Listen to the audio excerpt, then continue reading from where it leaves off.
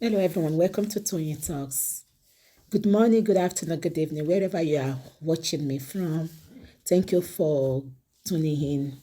We appreciate you. Thank you for your comments. Thank you for your like. And if you're a new subscriber here, please don't forget to hit the subscribe button so that you don't miss out on our videos.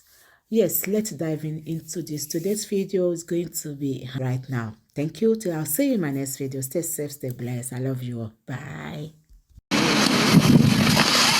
Akọ́lájímọ́ ẹni Lizzie Anjorin ló sọ pé egun bàbá òun máa jó ó dẹ̀ jó àwọn ayé dẹ̀ bá jó nísìnyí ó dẹ̀ ti ṣe disclaimer pé egun bàbá òun ò jó mọ́ nídìí èyí ẹ fi Lizzie lọ́rùn sílẹ̀ ẹ jẹ́ ká gbọ́rọ̀ lẹ́nu Lizzie Anjorin.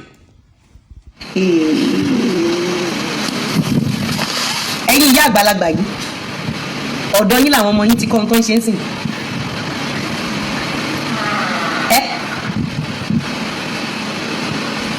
No more fracas.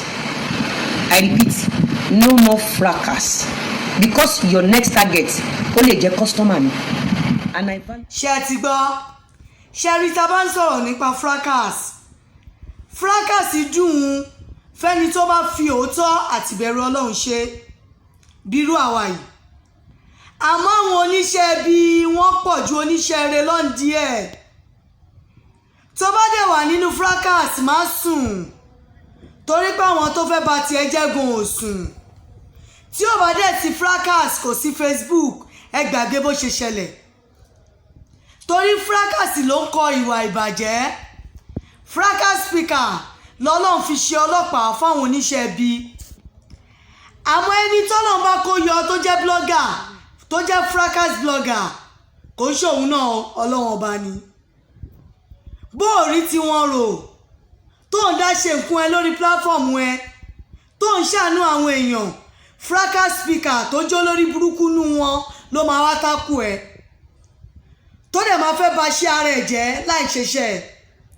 Lizzie ṣó ń gbọ́ lórí Facebook yìí èmi ni first fracas speaker tó gbowó fún bàbá kànràn tó dẹ̀ ń dúpẹ́ lọ́wọ́ mi di èní yìí torí pé a bá wọn gba owó débi tó lápẹ̀rẹ̀ ògo wa dẹ̀ tàn láti bẹ̀ lọ.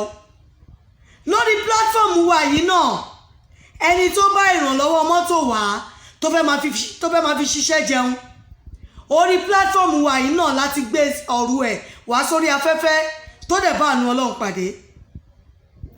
Tí wọ́n ra ọmọ bọ́ọ̀sì fún ìgbà yẹn wọ́n ta ọmọ bọ́ọ̀sì ní 10-11 million. Iṣẹ́ ẹlẹ́kẹta tá a gbà lọ ní káfò ká níṣó tó fẹ́ bá tara wọn jẹ́ láìṣe mi. Mo gbẹ̀san lára ẹ̀ lórí blogger tó lead wọn wá láti wá tákù mi gbogbo àwọn yòókù tó support ẹ̀ tọ́jọ́ jẹ́ blogger tó tákù mi.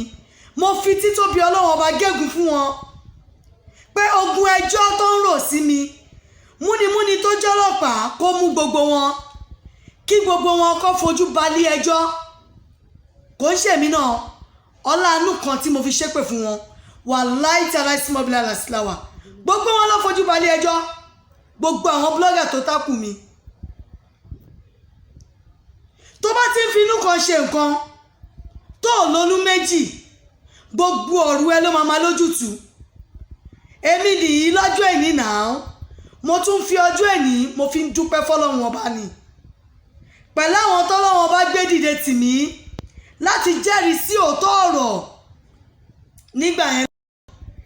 That is why tí mi ò ṣe lè gbàgbé Sọjí ọlọ́wọ́ gbọgbọrọ kí Ọlọ́run kó wọlá wákàtí yìí kó bá mi yọ Sọjí ọlọ́wọ́ gbọgbọrọ kúrò nínú àhámọ́ tó wà. Dorcas Adéyínká náà dúró ń gbà yẹn òun náà dẹ̀ tọ ìmọ́lẹ̀ sí òótọ́. Oore mi òótọ́ mi àti ìbẹ̀rù Ọlọ́run tí mo fi ń ṣe prógrámù mi ló ń gbé mi lékè lọ́jọ́ èní. Àní tó bá ka méní méjì nínú blogger táwọn ayé ń tẹ́tí sí wọ́n ka Toyin Adegbite. Ní mo ṣe ní kò gbẹ̀san ìyà yẹn ò gbúdọ̀ jẹ́ gbé torí pé Ọlọ́run ọba ẹ̀san ni ẹ̀ṣẹ̀ ò sí inú kéèyàn gbẹ̀san ẹ̀rí ẹ̀dẹ̀ wà.